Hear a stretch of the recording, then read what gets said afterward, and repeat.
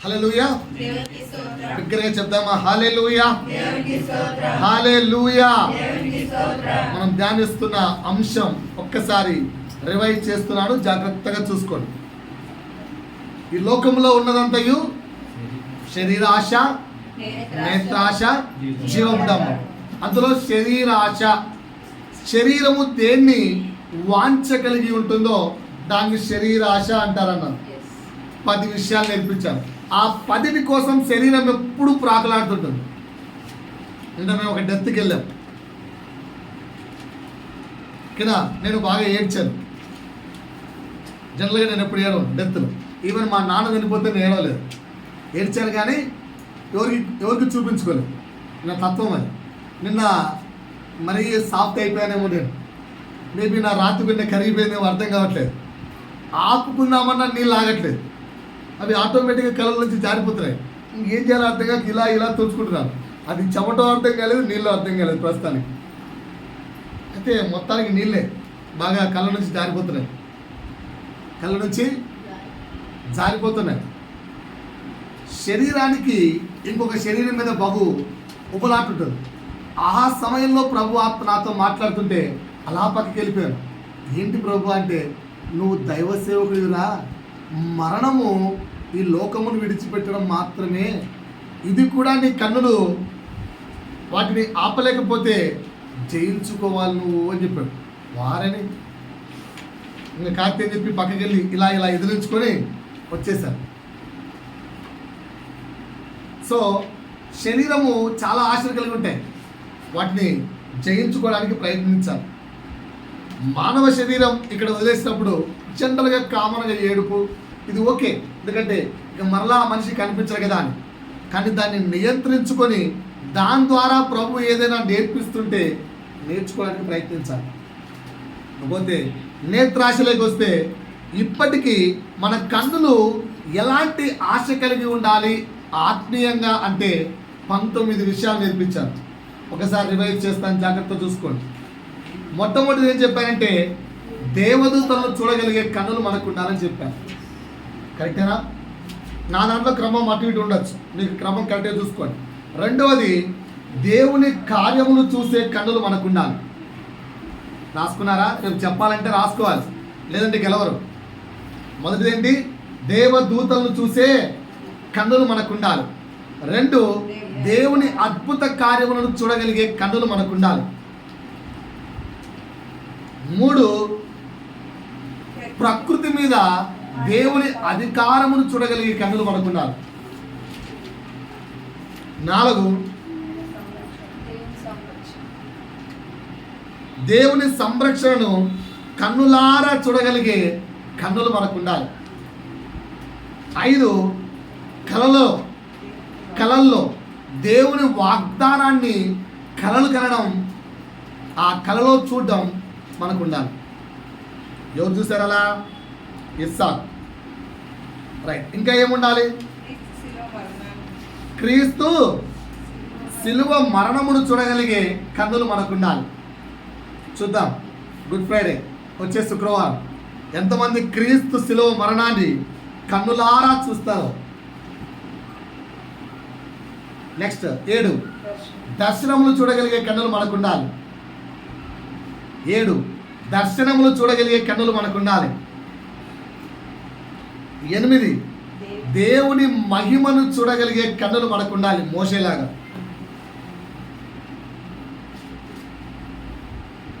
9, నీవు plus God, అంతే, my self and God, మేమిద్దరమే జీవించే సమయాన్ని చూడగలిగే కన్నులు నీకు ఉండాలి. గాడ్ ప్లస్ యూ, మీ ఇద్దరు మాత్రమే జీవించే సమయం, ఆ సమయాన్ని చూడగలిగే కన్నులు మనకు ఉండాలి. 10, ఊరికనే నిలిచి దేవుని రక్షణ కార్యములు చూసే కన్నులు మనకు ఉండాలి. ఊరికనే నిలిచి దేవుని రక్షణ కార్యములు చూడగలిగే కన్నులు మనకు ఉండాలి. కదా, ఛాంపియన్ గిఫ్ట్ ఇద్దాం అనుకుంటున్నాం. ఛాంపియన్ ఆఫ్ ద చర్చ్ చూద్దాం ఎవరు గెలుచుకుంటారు. మామూలు గిఫ్ట్ కాదు, champion of the gift, champion of the church. ఇద్దాం అనుకుంటున్నాను. రైట్. నెక్స్ట్ ఇంకోటి ఏంటి? 11. సమాధానము తెలిసిన వ్యక్తి వైపు నీ కన్నులెత్తి ఆయన చూడగలిగే కన్నులుండాలి. సమాధానము తెలిసిన వ్యక్తి యేసును చూసే కన్నులుండాలి. 12. మనిషిలోని మంచితనాన్ని చూడగలిగే కన్నులుండాలి. 24/7 నేను వెళ్తే ఒక దైవసేవుని గురించి ఏం చెప్తున్నారులే, ఆయన ఇట్ట చాలా చెప్పారు. నేను అన్నాను, అన్ని నాకెందుకులే, మనిషిలోని మంచి చెప్పవారు. అంటే అదే బ్రదర్ అట్లా కాదు. యాక్చువల్గా ఏంటంటే సమయము దొరకక అదే చెప్పన్నాను. కల్వరి టెంపుల్కి వెళ్తున్నాను. ప్రొద్దుటూరులో కల్వరి టెంపుల్ ఎట్లా వచ్చిందని అడిగారు. అంటే డిజిటల్ టీవీ పెట్టి చెప్తున్నారు సార్. అక్కడ సతీష్ కుమార్ గారు చెప్తే ఇక్కడ వినిపిస్తాను. సంఘ కాపరి ముఖాముఖిగా లేకుంటే డిజిటల్లో పరలోక రాజ్యం చూపిస్తే డిజిటల్లో పరలోక రాజ్యం ప్రవేశించమంటే ఒప్పుకుంటావా? ఒప్పుకోరుగా. అంటే పాస్టర్లు ఎవరు అన్నాను. పాస్టర్లో చెడుని వెతక్కు, పాస్టర్లో మంచిని వెతుకు. పాస్టర్లో మంచిని వెతకండి. కనుక ప్రతి మనిషిలో మన కన్నులు ఏం చూడాలి? మంచిని. చెడు ఎవరిలో చూసుకోవాలి? మనలో మనం చెడుని చూసుకోవాలి. అందుకే వాక్యం స్పష్టంగా చెప్తుంది. ఏమని తెలుసా?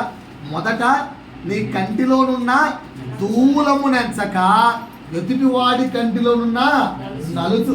దూలమేమో ఇంత, నలుసేమో ఇంత. వాడి కంట్లో ఉన్న తప్పిదాలెన్ని? ఇన్ని. నీ బ్రతుకులో ఉన్న తప్పిదాలెన్ని? ఇన్ని. ఈ బ్రతుకులో ఉన్న తప్పిదాలను ఎంచుకోక ఎదుటివాడిట్ట పక్కనోడి మీద నిన్నెందుకు? ఇది అంటే 12వది ఏం చెప్పాను? మనిషిలోని మంచిని చూడగలిగే కన్నులు మనకుండాలి. 13 ఏం చెప్పానండి? 13 ఏం చెప్పాను? దేవుని ఎదుట మన పాపములు మనము చూసుకోగలిగే కన్నులు ఉండాలి. 13 దేవుని ఎదుట మన పాపములను, అంతరంగ పాపములను చూసుకునే కన్నులు మనకు ఉండాలి. నెక్స్ట్ 14 దేవుని కుడి పార్శ్వమున కూర్చున్న యేసుని ఎప్పుడైనా మన కన్నులు చూసాయా? ఎవరు చూశారు? స్టెఫన్ చూశాడు. ఓకేనా? 15 ప్రతిరోజు ఆయన ముఖ దర్శనాన్ని చూడాలి. ఇలా అనుకొని ప్రభువా కాదు. ఫోటోలు, కూతుర్ల ఫోటోలు, కొడుకుల ఫోటోలు, ఓకేనా, భార్యల ముఖాలు కాదు. అర్థమవుతుందా? నేను కూడా అలాంటి చేసేవాడిని. స్టార్టింగ్ పెళ్ళైన కొత్తలో నా భార్య ముఖాన్ని చూసేవాడిని. నిద్రలేసిన వెంటనే వాక్యం తెలిసిన తర్వాత అర్థమైంది. ఎవరి ముఖాన్ని చూడాలి? ప్రభు దేవుని ముఖ దర్శనమును చూడాలి. రైట్. 16 ఏం నేర్చుకున్నామండి? దేవుడు ఆరోహణ మొగుట ఎవరు చూశారు? అలనాడు వ్యక్తులు చూశారు. నువ్వేం చూడాలి? దేవుడు దిగి వచ్చుట చూడగడానికి నీ కన్నులు ఎదురు చూడాలి. వధువు సంఘం వలె నువ్వు లేపబడినప్పుడు అందులో నేను ఉండాలి, ఆయన దిగి వచ్చును నేను చూడాలి అన్నట్టుగా నీ జీవితాన్ని మార్చుకోవాలి.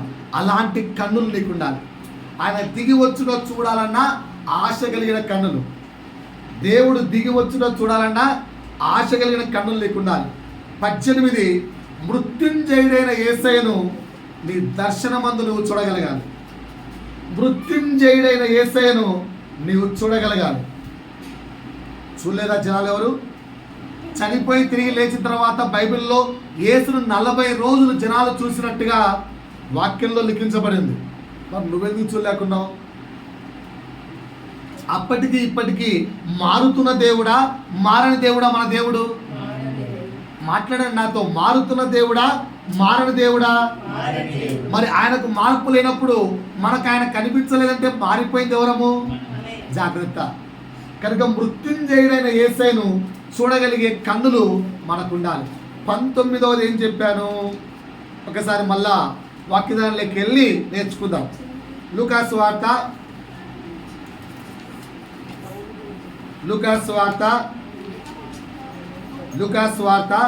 18వ అధ్యాయము 18వ వచనం నుండి 23వ వచనం వరకు ఉన్న విషయాలు గడిచిన వారం మీతో మాట్లాడాను. ఇంకొంచెం మాట్లాడదామని చెప్పాను. రైట్, తీయడం ఒకసారి. లూకాసు వార్త 18వ అధ్యాయము 18 నుంచి 23 వరకు. రైట్. ఒక అధికారి ఆయనను చూచి, సద్బోధకుడా, నిత్య జీవమునకు వారసుడగుటకు నేనేమి చేయవలనని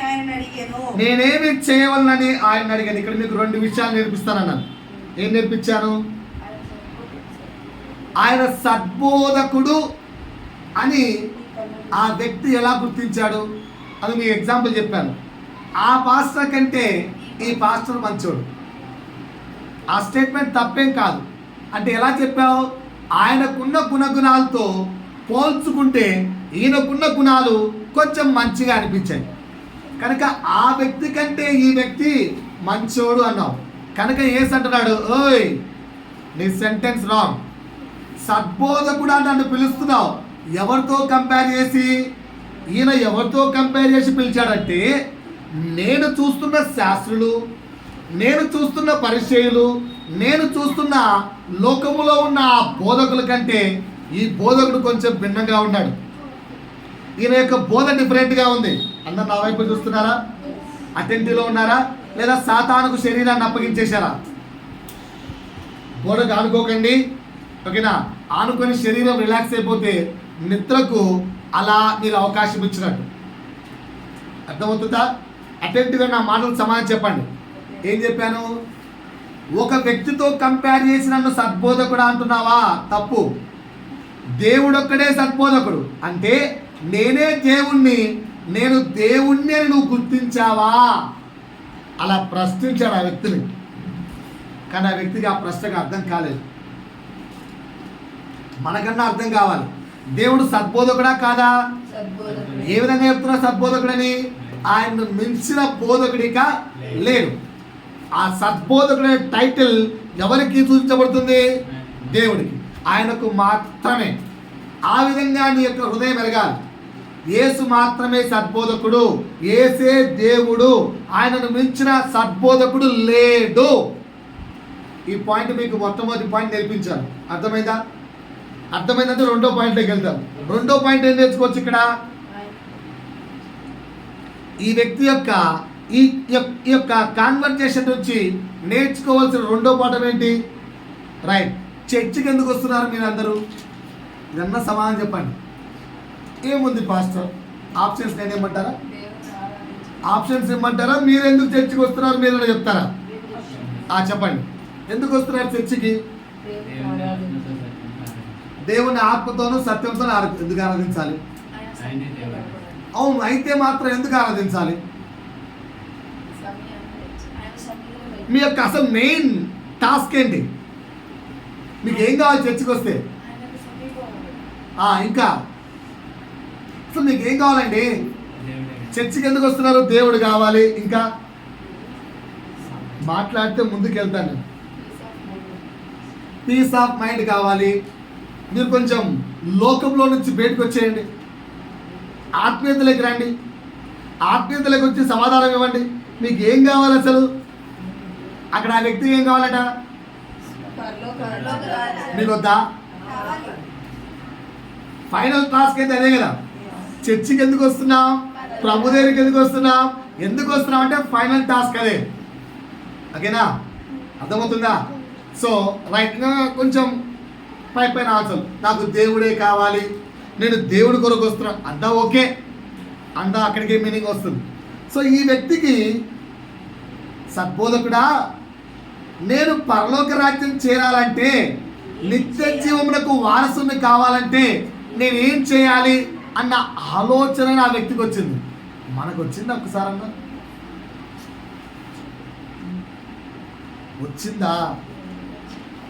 వచ్చిందా? నేను పరలోక రాజ్యానికి అర్హుడను, అర్హురాలిని కావాలి అంటే నేనిప్పుడు యోగ్యుడనేనా?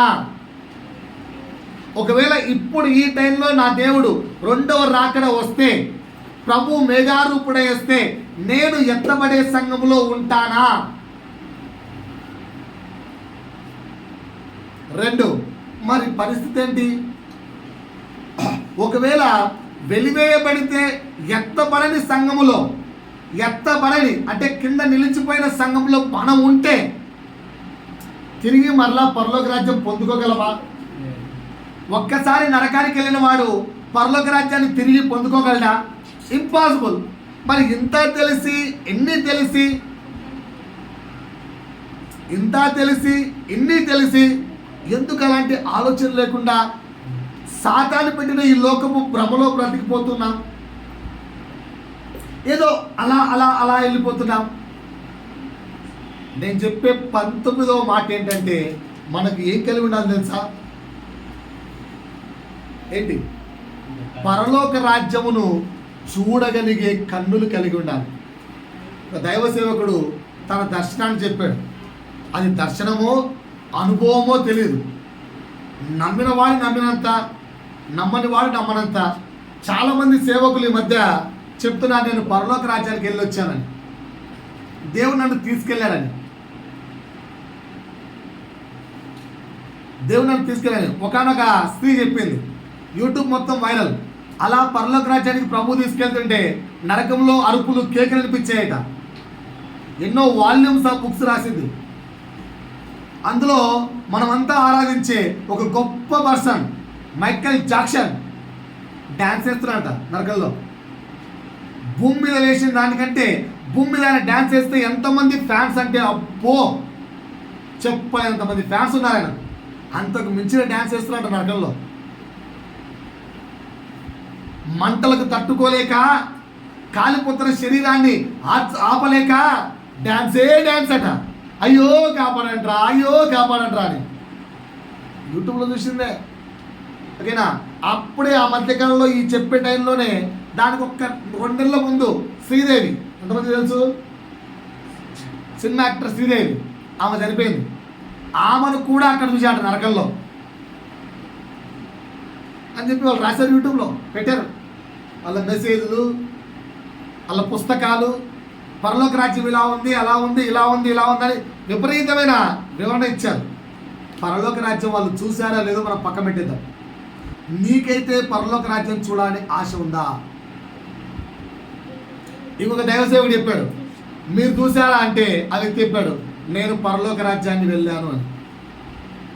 అదేంటి అని అడిగారు. ఎలా అంటే అది చెప్పాడట. అలా పక్కన వ్యక్తులు చెప్పారు, ఆ శరీరము నీరు గారిపోయింది. చచ్చిపోయిన శరీరం ఎలా ఉంటుంది? చల్లగా అయిపోతుంది. కరెక్ట్ కదా? ఆయన శరీరము చల్లగా అయిపోయిందట. మరలా తిరిగి ఆయన వచ్చే వరకు వెళ్ళాట దేవదూతలు దాటి తండ్రి సముఖములకు వెళ్ళినప్పుడు తండ్రి సముఖాన్ని ఆయన చూడలేకపోయాడట. ఎందుకంటే ఆయనలో నుంచి చాలా రేస్ వెళ్ళిపోయాడట. ఏంటి ప్రభు, నాలో నుంచి ఇన్ని రేస్ వెళ్ళిపోతున్నాయంటే నీలో అన్ని పాపము బొక్కలు ఉన్నాయా అని చెప్పాడు దేవుడు.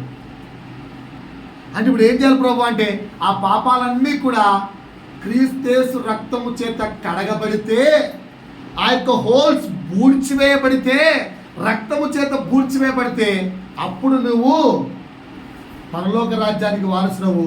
నీ కన్నులు నన్ను చూస్తాయని చెప్పాడు. పక్కన పెడదాం. ఇప్పుడు మన కన్నులు ఆయన చూడాలంటే ఏం చేయాలట? అది ఎంతవరకు వాస్తవమా, ఎంతవరకు నిజమా పక్కన పెట్టేద్దాం. బైబిల్ మనకు చెప్తున్న ప్రకారంగా పరలోక రాజ్యాన్ని చూసిన వ్యక్తి ఎవరు? యోహాన్, శిష్యుడైన యోహాన్. ఆయన పరలోక రాజ్యమును చూస్తూనే ప్రకటన గ్రంథం మొత్తం రాశాడు. కరెక్టే కదా? సో మనిషి పరలోక రాజ్యాన్ని చూడగలడు. భూమి మీద నుంచే తన కన్నులతో పరలోక రాజ్యాన్ని చూడగలడు. మనకు బైబిల్ అంతో ఇంతో ఉదాహరణ ఇచ్చింది. మరి మీలో ఎన్ని కన్నులు పరలోక రాజ్యాన్ని చూడాలని ఆశ కలిగి ఉన్నాయి? చేతులెత్తండి చూద్దాం. ఎలా చూడాలో, చూడడానికి సోర్స్ ఏంటో, దాని విధానం ఏంటో నేను చెప్తాను. ఇప్పుడు మీకు పరలోక రాజ్యాన్ని కన్నులారా చూడాలన్న ఆశ, ఆసక్తి నీకు ఉంటే ఇక్కడ అపోస్తలుడైన పౌలు, పేతురు భక్తుడు చాలా లేఖలు రాసి పరలోక రాజ్యాన్ని ఎలా చూడాలో వివరించారు. వాళ్ళకంటే పరలోక రాజ్యాన్ని ముఖాముఖిగా, తండ్రిని ముఖాముఖిగా చూసిన ఒకే ఒక్క వ్యక్తి ఎవరు? యేసుక్రీస్తు. ఆయన కూడా మనకు పరలోక రాజ్యాన్ని చూడొచ్చు అని బైబిల్లో ఆయన సొంత మాటలతో చెప్పాడు. ఆయన ఎప్పుడు అబద్ధం చెప్పాడు. చూద్దామా ఎక్కడ చెప్పాడు? మత్తయి సువార్త 5వ అధ్యాయము 3వ వచనంలోకి రండి. ఇలా ఉన్నవారు పరలోక రాజ్యాన్ని చూడొచ్చు అని చెప్పాడు. అలా ఎలాగో నేర్చుకుందాం. అలా మనం ఉంటే మనం కూడా పరలోక రాజ్యం చూడొచ్చు. ఎంతమంది చేస్తారు పరలోక రాజ్యం చూడడానికి కోసం? చేయండి. ప్రభు వీరిని ఇలా మార్చని నేను ప్రార్థిస్తున్నాను తండ్రి, ఆమేన్. చేయని వారు వారి విషయం. ఓకేనా? అక్కడ రాయబడి చూడండి ఏంటంటో. ఈరోజు మీకు 3 విషయాలు నేర్పిస్తున్నాను. ఏంటి 3 విషయాలు? పరలోక రాజ్యాన్ని మనము కన్నులారా చూడాలంటే యేసు మనకు చెప్పిన 3 సలహాలు, 3 మార్గాలు. ఆ మార్గాన్ని వెంబడిద్దామా? రెడీయా? పలకండమ్మా గిట్టి వస్తారు. హల్లెలూయా. అబ్బే అస్సలు చెప్పట్లేదు. హల్లెలూయా. నేను అందరికంటే నా ఒక్కటి స్వరం చాలా బిగ్గరగా ఉంది. ఇంతమంది ఉండి అబ్బా హల్లెలూయా. అమ్మయ్యా. ఓకే, ఇంచుమించు నాతో పాటు కొంచెంలో కొంచెం ఉన్నా చెప్పగలిగారు లేదా? నాకంటే గట్టి చెప్పారా? ఏంటండి నాకంటే గట్టి చెప్పారా? మరి అందరూ కలిసి కూడా చెప్పలేదు. హల్లెలూయా. ఇప్పుడు చెప్పారు. కొంచెం పిల్లలు నాకంటే గట్టిగా ఉన్నారు. మొదటి మార్గం చెప్తున్నాను. మొదటి మార్గం 5వ అధ్యాయం 3వ వచనం. ఇంటికి వెళ్ళాక చాలా ధ్యానంగా చదువుకోండి. 5, 6, 7 అధ్యాయం. 5వ అధ్యాయం 3వ వచనంలో మొదటి మార్గం చెప్తున్నాడు దేవుడు. ఇది యేసయ్య మాటలు. ఏంటట? ఆత్మ విషయమై దీనులైన వారు ధన్యులు, వారికి ఏమొస్తుందట? పరలోక రాజ్యము వారిదే. అంటే మనం పరలోక రాజ్యానికి వెళ్ళొచ్చాలేమా?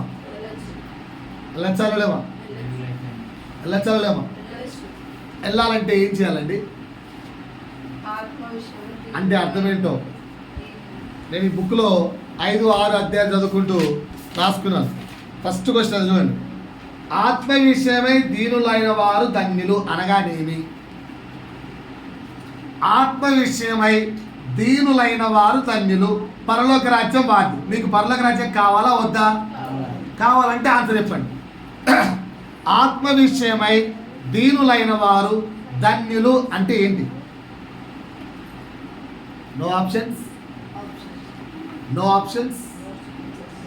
అసలు ఆన్సర్ లేవా మీ దగ్గర?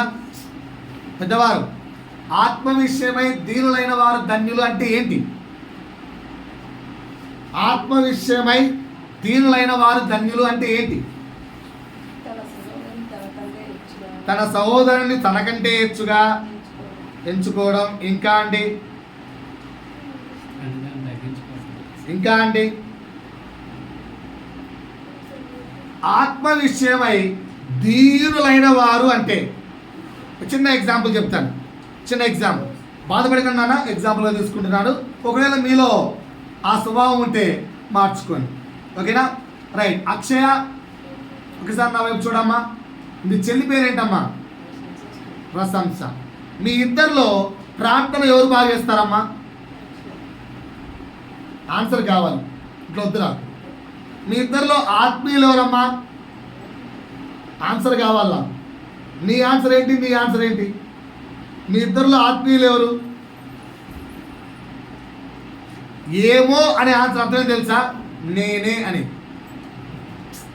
ఏమో అంటున్నామంటే ఆన్సర్ తెలుసా? నేనే అని. ఎందుకు తెలుసా? మౌనము ఒకప్పుడు అర్ధంగీకారమేమో, ఇప్పుడు పూర్తి అంగీకారమే, సంపూర్ణ అంగీకారం. ఇక్కడ పెళ్ళిళ్ళలో మౌనంగా ఉంటే రే మౌనం అంగీకారం సమానం రా, ఒప్పేసుకున్నా అంతే. కరెక్టే కదా?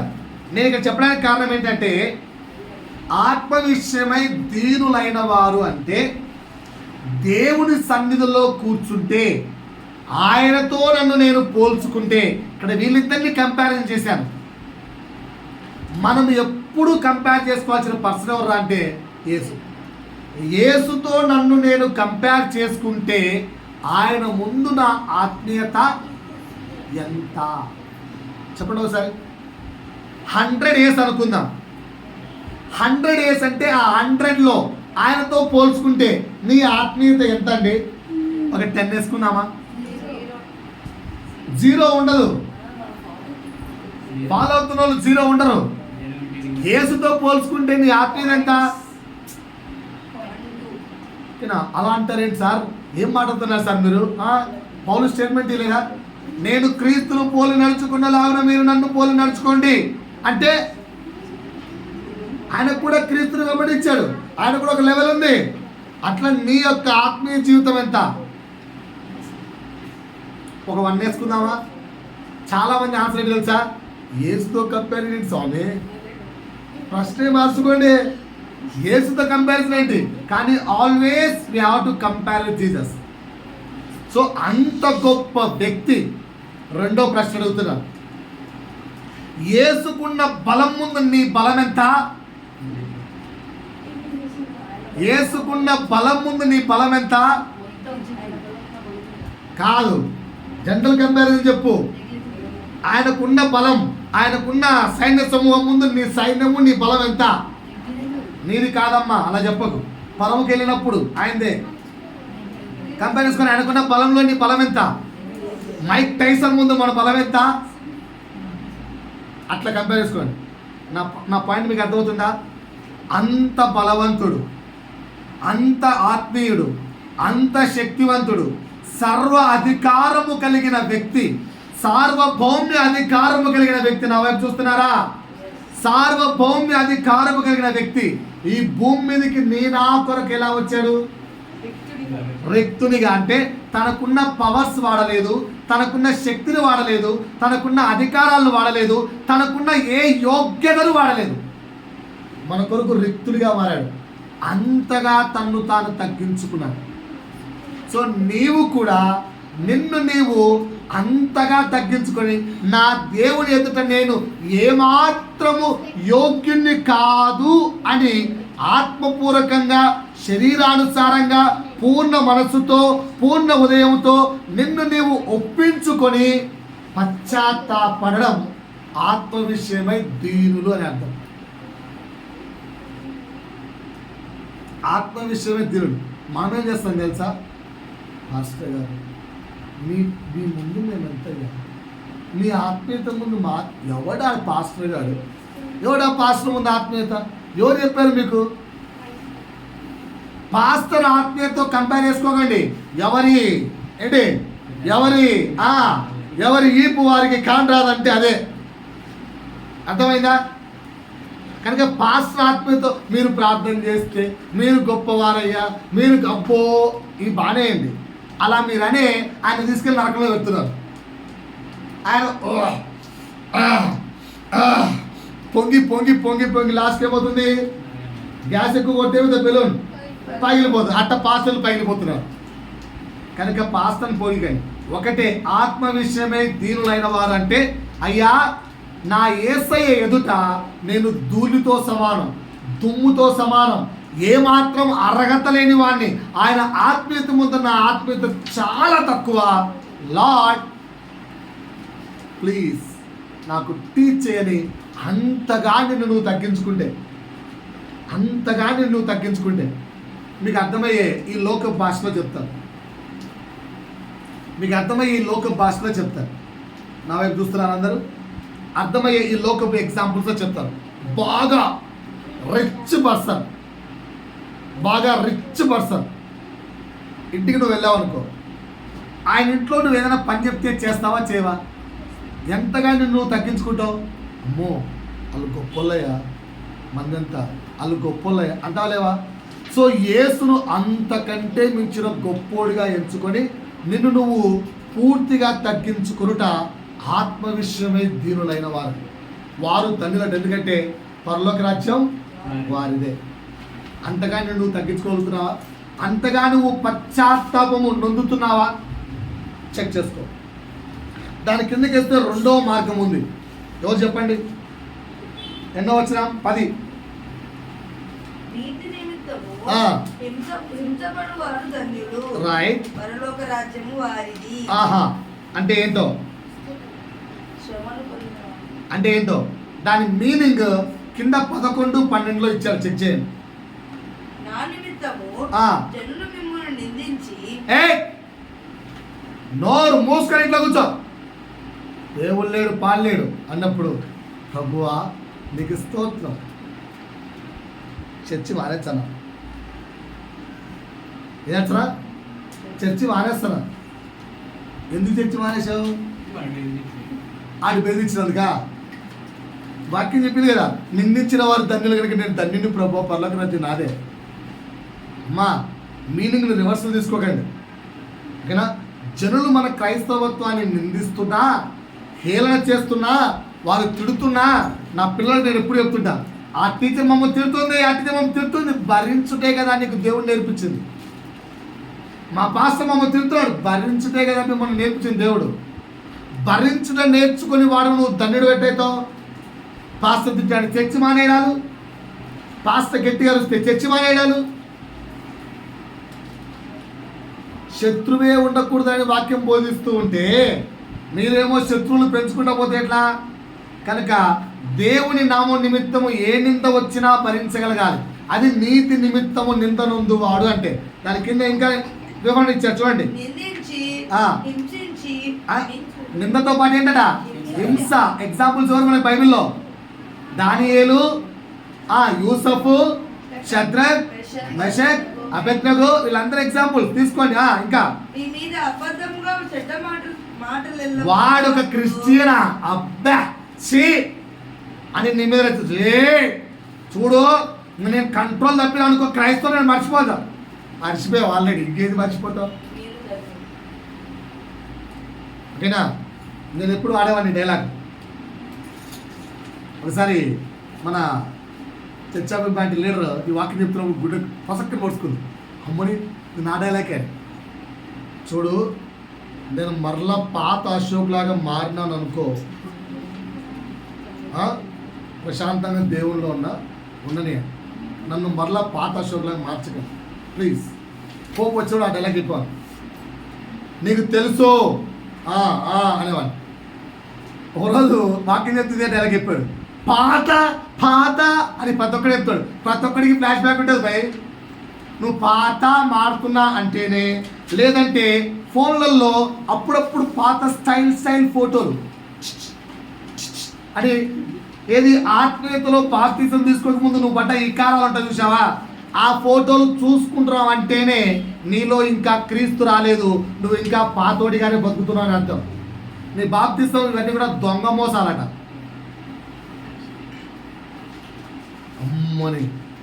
అమ్మని అనుకునేవారు. ఇలా నాలంటి వాళ్ళు ఎవరు లేరా? నేను మరలా పాత, నేను ఒక్కసారి మర్చిపోతే నా నోటికి కంట్రోల్ ఉండదు. ఆల్రెడీ మర్చిపోయావు భయ్యా, కంట్రోల్ లేదు. అర్థమైందా సార్? ఇదే ఏది చదవండి ఒకసారి మళ్ళా.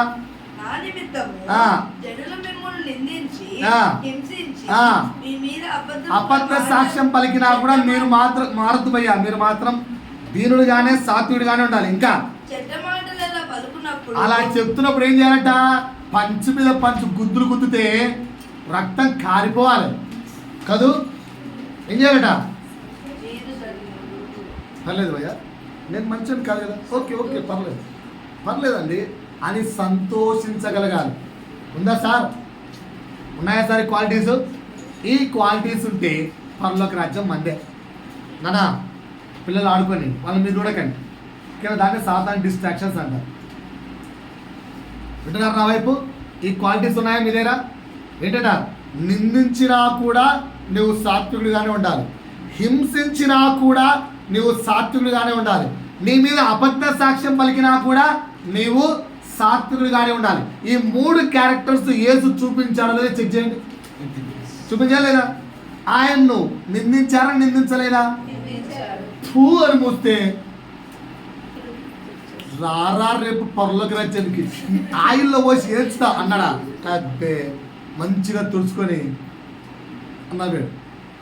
హింసిస్తే, కొరడా దెబ్బలు కొడితే కొట్టినోడిని 100 రెట్లు కొట్టకపోతే అన్నాడా? అస్సలు. మనం ఎలా ఉన్నాం? మాటకు మాట. అమ్మకు కూడా ప్యాక్ ఆన్సర్ ఇస్తున్నామంటే, నాన్నకు కూడా ప్యాక్ ఆన్సర్ ఇస్తున్నామంటే ఎంత దౌర్భాగ్యమైన ఆత్మీయతమైన స్థితిలో ఉంచుకోండి. ఈ గొంతు బ్యాక్ ఆన్సర్ అంటే ఏంటో తెలుసా? ఇప్పుడు నేను మాట్లాడుతున్నానా దీని ఏంది అది కూడా బ్యాక్ ఆన్సరే. నీ వాల్యూమ్ కొంచెం పెరిగినా బ్యాక్ ఆన్సరే. ప్రతి బ్యాక్ ఆన్సర్కు దేవుడిచ్చే పనిష్మెంట్ ఏంటో తెలుసా? ఎగ్జాంపుల్ చెప్పమంటారా? సార్ ఇవి కూడా పాపాలు అంటావా యేసయ్య? ఏదో మా అమ్మని ప్రేమతో 2 బ్యాక్ ఆన్సర్లు ఇచ్చావు అంతే, అది కూడా ప్రేమే యేసయ్య అంటే యేసయ్య ఏమంటాడు తెలుసా? కరెక్టే కుమారుడా, నువ్వు ప్రేమతోనే మీ అమ్మని అడిచావు, నువ్వు ప్రేమతోనే మీ డాడీకి బ్యాక్ ఆన్సర్ ఇచ్చావు, నేను కాదనట్లేదు. ఆ రోజు ఏమి ఇచ్చావో యాజ్ ఈజ్గా గుర్తు చేసుకొని చెప్పండి. అందుకే అబద్ధాలు చెప్పొద్దు అంటారు బైబిల్లో. అబద్ధాలు చెప్తే ఏం కాదు, యేసయ్య మళ్ళీ అబద్ధాలని అడుగుతాడు. భార్యకి చెప్పిన అబద్ధాలు, భర్తకి చెప్పిన అబద్ధాలు, పక్కింటి చెప్పిన అబద్ధాలు అన్నీ అడిగితే గుర్తుగా చెప్పండి. ఇప్పుడు ఒకసారి గుర్తు చేసుకుని చెప్పండి. ఆడిన అబద్ధాలన్నీ చెప్పండి ఒకసారి.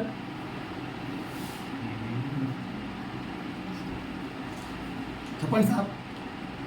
ఎన్ని అబద్ధాలు అట్టట్టు చెప్తాను సార్, లెక్కలేని అబద్ధాలు ఆడాము, అన్నీ గుర్తు చేసుకోవాలంట.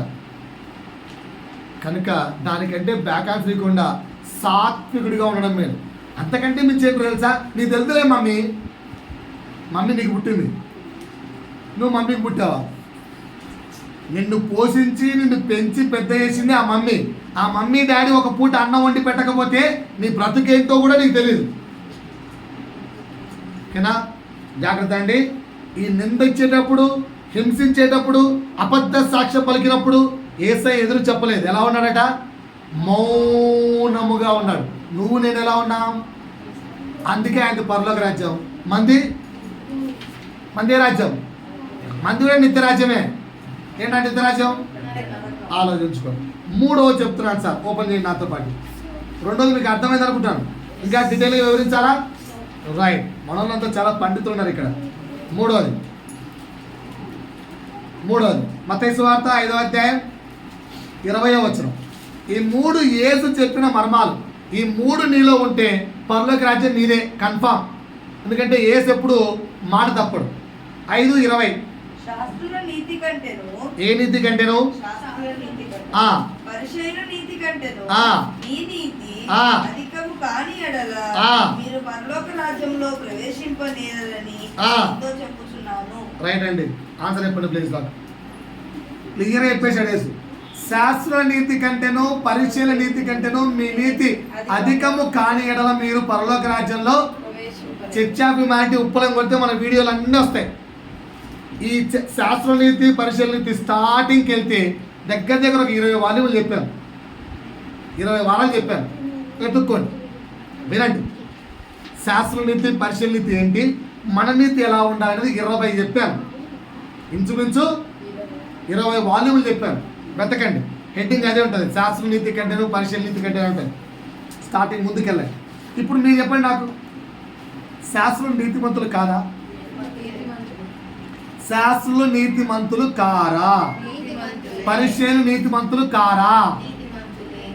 బైబిల్ ధర్మశాస్త్రాన్ని బోధించేది వాళ్ళే, వాళ్ళు నీతిమంతులు కాకుండా పోయారు. కానీ ఏసేమంటున్నా అంటే వారి నీతి కంటే మీ నీతి అధికంగా ఉంటేనే పరలోక రాజ్యం. వాళ్ళతో ఈక్వల్గా ఉంటే చెప్పరేంటండి? శాస్త్రాలతో ఈక్వల్గా ఉంటే మనం పరలోక రాజ్యానికి వెళ్తామా? పెద్దోళ్ళు మాట్లాడుతున్నారు, వెళ్తామా? అధికంగా ఉంటేనే వెళ్తామన్నాడు. మరి అధికంగా అంటే ఏంటి చెప్పండి కొన్ని. శాస్త్ర నీతి కంటే అధికము అంటే ఏంటి? సరే, ఒక బోధకుడు యేసయ్య దగ్గరికి వచ్చాడు కదా లూకాసు వార్తలో 18లో. ఆ బోధకుడు ఏమడిగాడు? సద్బోధకుడా, నేను నిత్య జీవానికి వెళ్ళాలంటే ఏం చేయాలరా? ఆ వ్యక్తికి ఛాన్స్ కూడా ఇదే, నీ నీతి శాస్త్ర పరిశీలన నీతి కంటే ఎక్కువ ఉండాలరా బాబు అని. ఓకేనా? ఆ వ్యక్తి ఆల్రెడీ శాస్త్రుల పరిశీలన నీతిని పాటిస్తున్నాడు. ఏంటో ఆ నీతి చూడండి ఒకసారి, అక్కడికి వెళ్ళండి. మళ్ళీ ఈ చెయ్యి ఇలాగే పెట్టుకొని లూకాసు వార్త, లూకా వద్దనుకుంటే మత్తయిలో కూడా చూద్దాం. లూకాకి వెళ్దామా? లూకా 18 నుంచి వెళ్ళడమ్మా. ఒక అధికారి ఆయనను చూచి, సద్బోధకుడా, నిత్య జీవమునకు వారసుడగుటకు నేనేమి చేయవలెనని ఆయన అడిగెను. అందుకు యేసు, నేను సత్పురుషుడని ఎలా చెప్పుచున్నావు? దేవుడు ఒక్కడే తప్ప మరి ఎవడునూ సత్పురుషుడు కాదు. క్వశ్చన్ వేసాడు కానీ ఆన్సర్ కూడా ఇచ్చాడు భయ్యా. నెక్స్ట్, వ్యభిచరింపవద్దు.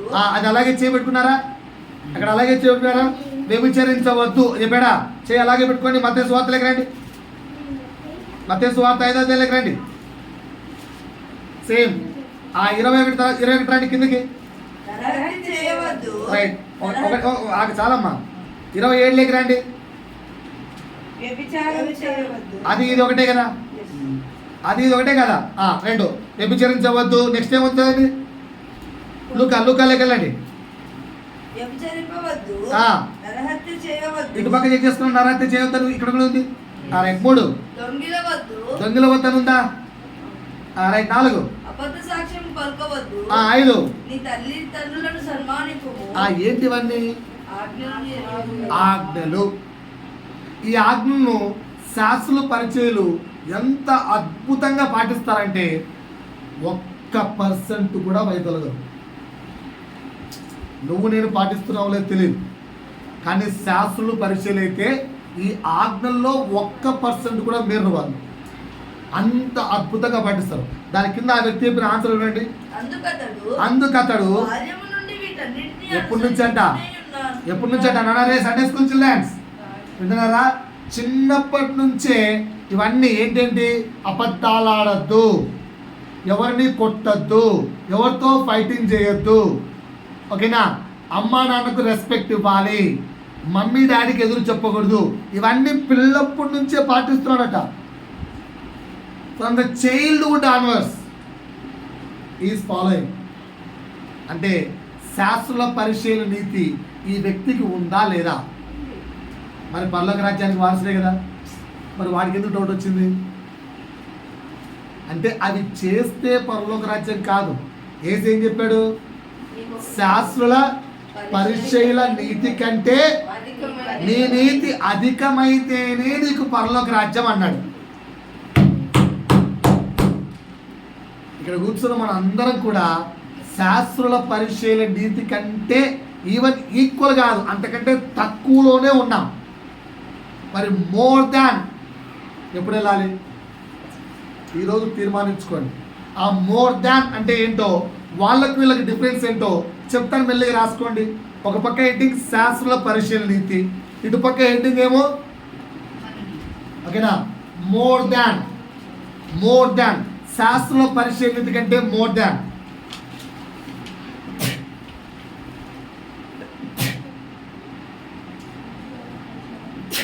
ఓకేనా? ఇట్లా లెఫ్ట్ సైడ్ ఎవరి నీతి అంట? శాస్త్రుల పరిశీలన నీతి. రైట్ సైడ్ ఎవరి నీతి? యేసు నీతి. మోర్ దాన్ వచ్చి యేసేది. ఒక్కొక్కటి చెప్తాను, నిదానంగా రాసుకొని మంచిగా పాటించండి. శాస్త్రుల పరిశీలన నీతి ఏంటో తెలుసా అండి? ఫస్ట్ పాయింట్, శాస్త్రుల పరిశీలన నీతి ఏంటంటే సాంప్రదాయమైన నీతి. రాసుకోండి సార్, సాంప్రదాయమైన నీతి. ఓకేనా? ఇంగ్లీష్లో చెప్పాలంటే ట్రెడిషనల్ క్రిస్టియానిటీ. శాస్త్రుల పరిశీలన నీతి ట్రెడిషనల్ క్రిస్టియానిటీలో అద్భుతమైన ట్రెడిషనల్ క్రిస్టియానిటీ అంటే హిందువులది. వాళ్ళు పాటించినంత ట్రెడిషనల్ క్రిస్టియానిటీ హాఫ్ మన క్రిస్టియన్స్ పాటించాం. అంటే 10% కూడా మనం పాటించాం. శ్రావణ శుక్రవారం అంటే చాలా నియమ నిబద్ధతతో ఆ రోజుల్లో 3 గంటలకు లేచి పూజలు. ఈ సంవత్సరం ఏదో కార్తీక ఉంటుంది అంటే అప్పుడు పూజలు. ఇవి తినకూడదంటే తినరు, ఈ ట్యాంక్ లేదంటే ఆ ట్యాంక్ లేస్తారు. అంతసేపు ఏది ముట్టకూడదంటే ముట్టరు, ఏది తినకూడదంటే తినరు. అంత నిష్ఠగా సాంప్రదాయబద్ధంగా ఏదైనా ఒక నీతి వాళ్ళ గ్రంథాల్లో లిఖించిందంటే దాన్ని పాటించడం వాళ్ళు మనకంటే ఒక 10 times బెటర్లో ఉన్నారు. మనమేంటి అందులో కూడా తక్కువ ఉన్నాం. చాలా బాధాకరం. కావాలంటే గమనించండి వాళ్ళు, ఓకేనా? కావాలంటే గమనించండి. ఎన్ని గంటలకు ముహూర్తం అని పెళ్లి పెడితే అన్ని గంటలకు ఖచ్చితంగా జీలకర్ర బెల్లం వాళ్ళు నిద్ర పెట్టేసుకుంటారు. అక్కడితో పెళ్ళి అయిపోయినట్టు. దాన్ని ముహూర్తాన్ని దాటించరు వాళ్ళు. ఎందుకు? సాంప్రదాయంగా పాటించాలంటే. ఓకేనా? మిట్ట మధ్యాహ్నం వెళ్ళి అదిలో కనిపిస్తాడు వాళ్ళు. ఏ నక్షత్రం అది? అరుంధతి. మిట్ట మధ్యాహ్నం నక్షత్రం కనిపిస్తాయి దరిద్రం కాకపోతే, కానీ వాళ్ళకి కనిపిస్తుంది. అది కనిపించకపోయినా కనిపించినంతగా భావిస్తారు. వాళ్ళతో ఎప్పుడు ఆ విగ్రహంలోంచి ఏ ఒక్క మాట ఏ స్వరము వాళ్ళ చెవులకు వినబడకపోయినా ఎంత పవిత్రంగా సాంప్రదాయమైన నీతి అంటే అది. శాస్త్రులు పరిచయం కూడా అంత సాంప్రదాయంగా పాటిస్తారు. మనం ఎలా ఉన్నాం? క్రైస్తవులారా నోరు తెరవాలి. క్రైస్తవులారా, పేరుకేమో క్రీస్తును వెంబడిస్తున్న జనాంగమా క్రైస్తవుడా అని పిలువబడుతున్నాం. ఈవెన్ శాస్త్రులు పరిశీలకున్న ట్రెడిషనల్ క్రిస్టియానిటీలో కూడా 10% కూడా లేని వారిగా ఉన్నాం. ఎంత బాధ, ఎంత దౌర్భాగ్యం ఆలోచించండి. ఈ సమయం ఈ రోజు ఈ డేట్ అంటే ఆ డేట్ వాళ్ళు పాటిస్తారు. సంవత్సరానికి ఏడాది నువ్వు యెరూషలేము మందిరానికి వెళ్ళా అంటే ఆ టయానికి అక్కడ ఉంటారు అంతే. ఇప్పటి వరకు ఉంటారు. ఏది పొంగంది తినరు, పాటిస్తారు అంతే. మనం ఎలా ఉన్నామండి? అన్నీ క్యాజువల్.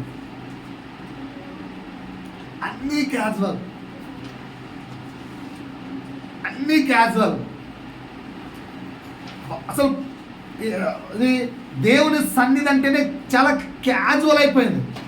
ఏదో వస్తున్నాం, కూర్చుంటున్నాం, పోతున్నాం, అంత క్యాజువల్గా అయిపోయింది మన భక్తి. కరెక్టా తప్ప? నా మాటలో నిజాయితీ ఉందా లేదా? శాస్త్రుల పరిశీలన నీతి కంటే తక్కువ ఉంటే, కానీ దేవుడు ఏమంటున్నాడు? యేసు ఏమంటున్నాడు? దాన్ని దాటి మీరు నా నీతిలోకి రావాలి.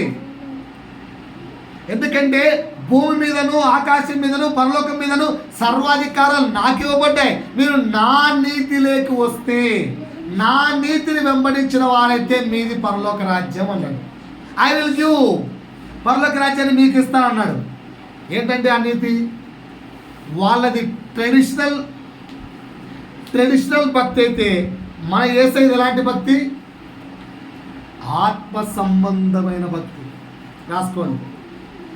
ట్రెడిషనల్ వద్దు, ఆత్మ సంబంధమైన భక్తి. క్రీస్తుని వెంబడించినాక ట్రెడిషన్స్ వదిలేయండి. చస్తే ఎన్నో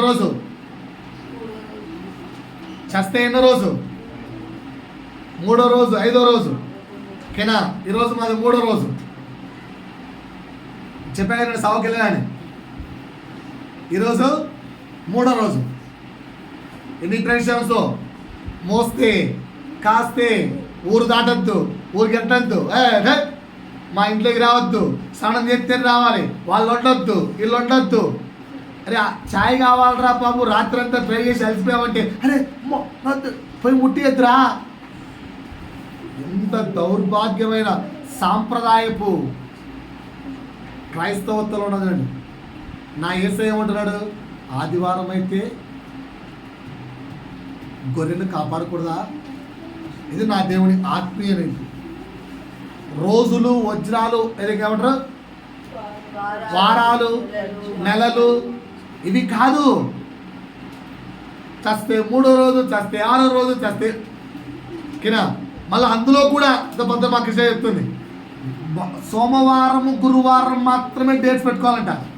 ఆ 2 రోజుల్లో ఏ రోజులు తీర్మానించారు? పీడ దినం అంట 2. వా ఏందో ఇది. సో అయ్యా, శాస్త్రుల పరిశీలన నీతిలో ఇంకా జీవిస్తున్న జనాంగమా, మారదాం. అర్థమవుతుందా? రైట్. ఇంకొకటి ఉండదు ఏంటి? నరహత్య చేయవద్దు. ఎవరి నీతి? శాస్త్రుల పరిశీలన నీతి. కానీ యేసయ్య నీతి ఏందో చదవండి. అక్కడ 5వ అధ్యాయం 21లోకి వెళ్ళండి. నరహత్య చేయవద్దు శాస్త్ర నీతి. నరహత్య చేయువాడు అది శాస్త్ర నీతి. మనం ఎవరితో చేసామా? మనం ఎవరినన్నా హత్య చేసామా? ఇక్కడ ఎంతమంది హత్య చేశారు చేయొద్దండి. నేను ఎత్తంటే నువ్వు చేసేవని అర్థం. నాలాంటి వాళ్ళు లేరా? నాలాంటి వాళ్ళు ఎవరు లేరా? అయ్యా నరహత్య చేసిన వాళ్ళు ఎవరు లేరా?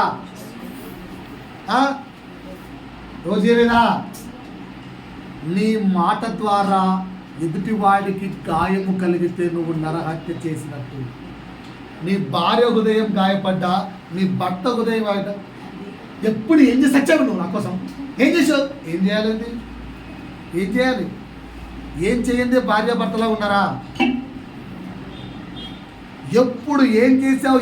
ఏం చేయాలి?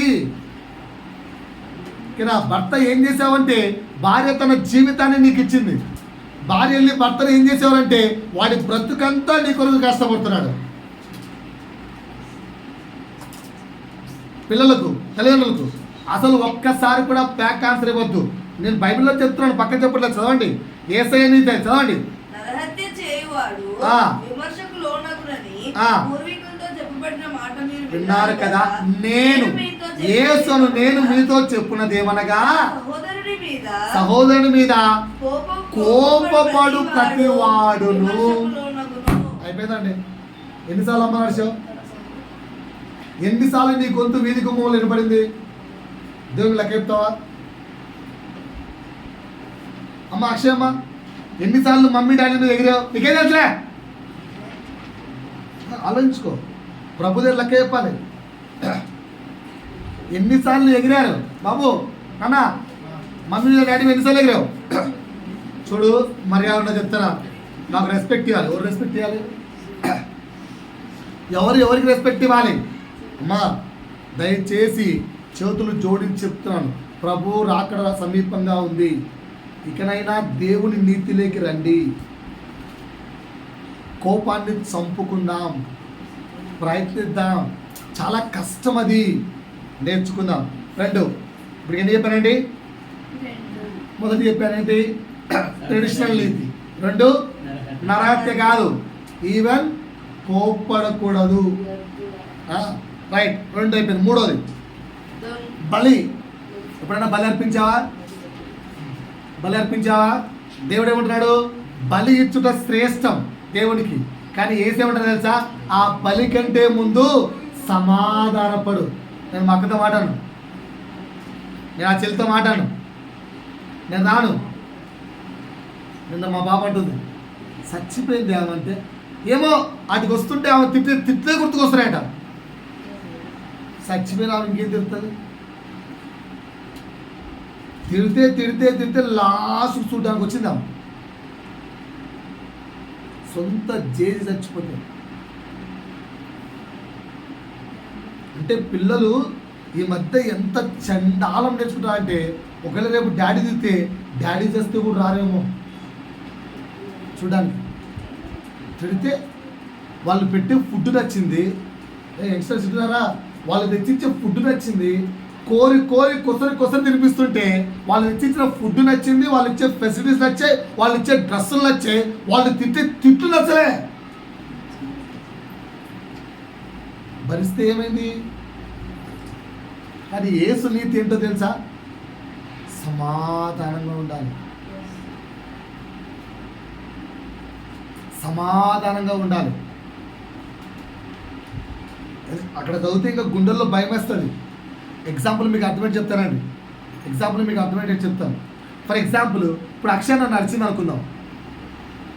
ఆ తర్వాత వెళ్ళి ప్రభువా మా డాడీ నడిచారు, క్షమించు ప్రభువా. యేసు క్షమించడు. మీకు తెలుసా అది? యేసు క్షమించడు. యేసు దగ్గర క్షమాపణ పొందడం చాలా కష్టం. యేసు ఏమంటారు తెలుసా? నన్నెందుకు క్షమించమని అడుగుతున్నావు పిచ్చిదారా? హెబ్బే, నువ్వు తిట్టింది నన్ను కాదు, మీ నాయన్ను. నువ్వు బ్యాక్ ఆన్సర్ ఇచ్చి నాకు కాదు, మీ నాయనకు. నువ్వు బ్యాక్ ఆన్సర్ ఇచ్చి నాకు కాదు, మీ అమ్మకు. వెళ్ళి ఆమెను క్షమాపణ అడుక్కో. ఆమె క్షమిస్తే నేను క్షమించేస్తా. చదవండి, అక్కడ ఉంది క్లియర్గా. చదువుతారు 24. అక్కడ బలిపీఠం ఎదుటనే నీ అర్పణము విడిచిపెట్టి మొదట ఫస్ట్ వెళ్ళి నీ సహోదరునితో సమాధాన పడు. నువ్వు ఎవరి మీద మురిగావో, ఎవరి మీద అరిచావో, భర్త మీదనా, భార్య మీదనా, ఎవరి మీద, నీ ఫ్రెండ్స్ మీదనా, ముందు వాడితో సమాధాన పడు. నేను నెక్స్ట్ పాయింట్ చెప్తున్నాను. ఒకవేళ ఇప్పుడు నన్ను అరిచింది, దేవుడి దగ్గరికి వెళ్ళి క్షమాపణ అడిగింది, అన్ఫార్చునేట్లీ హీరో అరిచింది, సాయంత్రం సారీ అడుగుదాం అనుకుంది, మధ్యాహ్నం చచ్చిపోయారు,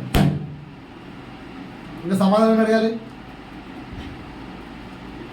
ఆయనేమో క్షమించడాయే, ఈడేమో చచ్చిపోయాయే. క్షమించేది ఎవరు? మీకు లాజిక్ అర్థమవుతుంది నా పాయింట్. భర్తను ఎగిరి నడిచావు, కొలిసావు, కరిగావు, ఏమన్నా అయింది, నీకు పనిష్మెంట్ రాకుండా సమాధాన పడ్డానికి ఆ వ్యక్తి ఫుల్ లేడే.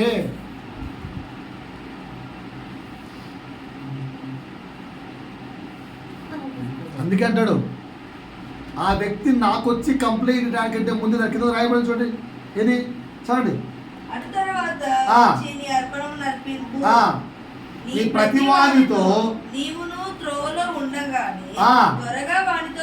త్వరగా వాడితో లేని ఎడలా, ఒకవేళ నీ ప్రతివాది నిన్ను న్యాయాధిపతికి అప్పగించును, న్యాయాధిపతి నువ్వు వాడితో సమాధాన పడటం లేట్ అయింది అనుకో, అప్పటికల్లా నీ పక్కన కాచుకోడున్న ఎవడు? సాతాను ఫ్రెండ్, సాతాను యొక్క సర్వెంట్. అబ్బా దొరికాడు టక్కన ఎసయ్యా, ఏంది నీ కూతురు మంచిది అన్నావు చూసావా, ఆడి అన్నాడు అమ్మాయిని తెలుసా, వాళ్ళ డాడీకి బ్యాక్ ఆన్సర్ ఇచ్చాడు తెలుసా, వాళ్ళ మమ్మీకి బ్యాక్ ఆన్సర్ తెలుసా అని కంప్లైంట్ ఇచ్చింది అనుకో, you are in the punishment. Sorry to say, దేవుని తలే. కనుక వీలైన కాడికి నోటి నుంచి బ్యాక్ ఆన్సర్ ఇవ్వడం మానేద్దాం, సమాధానము కలిగి ఉందాం. శత్రువు అనేవాడు ఎవరొద్దు. నా వల్ల నేను అదే చెప్తుంటాను, గొడవ పడ్డప్పుడు ఎందుకురా గొడవ పడతారు, అన్నీరా బాబు అంటే అన్నీ. నేను ఎలా పిల్లలు తెలుసా, వాడి కోపానికి నా శరీరం దొరికింది, ఎంజాయ్. నన్ను తిట్టుకున్నాడు, కోపం తగ్గిపోయిందిగా,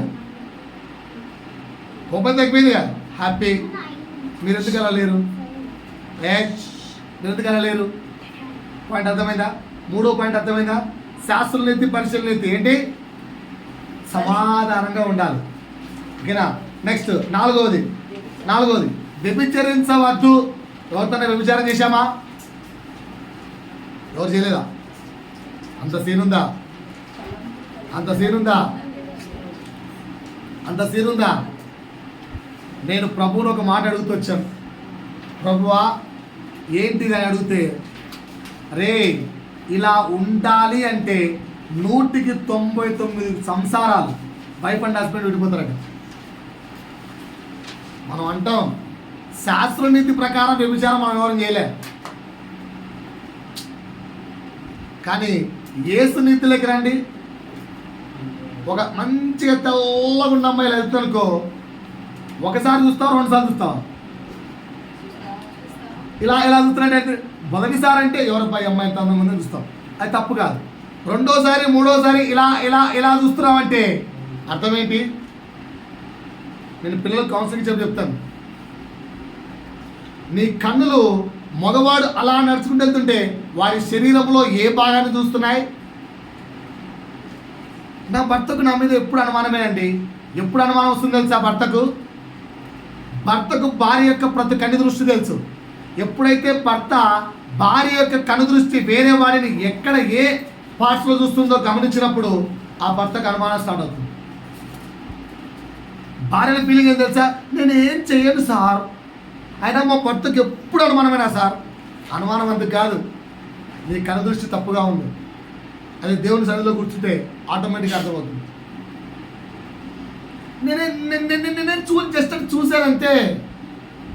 ఒకసారి చూస్తే జస్ట్ చూసావు, అదే ఇలాగే చూస్తున్నావు అంటే నీ ఆలోచన బుద్ధి తప్పని అర్థం. ఆడవారికి కానీ మగవారికి కానీ ఇది యేసు దృష్టిలో వ్యభిచారం అంటే. యవనస్తులారా, ఒక అబ్బాయిని ఒకసారి చూస్తే, ఒక అమ్మాయిని ఒకసారి చూస్తే తప్పు కాదండి. పెళ్ళైన వారు కూడా చెప్తున్నాను.